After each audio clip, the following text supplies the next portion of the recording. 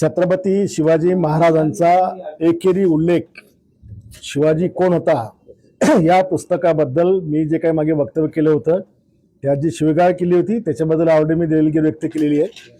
आणि ह्या पुढेही छत्रपती शिवाजी महाराजांचा अपमान करणाराचा कोणी विषय असेल मी त्या भूमिकेवर कायमचा ठाम आहे।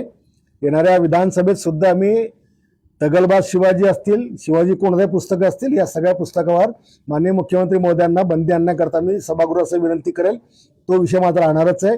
या अनुषंगाने जे काही कोर्टाने काही आदेश दिले त्यांचा मी आदर करतो, सन्मान करतो आणि पोलिसांना जे काही तपासामध्ये मदत लागेल ते मी करण्यास तयार असेल। कोल्हापूर पोलिसांची टीम बुलढाणा येथे येणार आहे आपल्या चौकशीसाठी।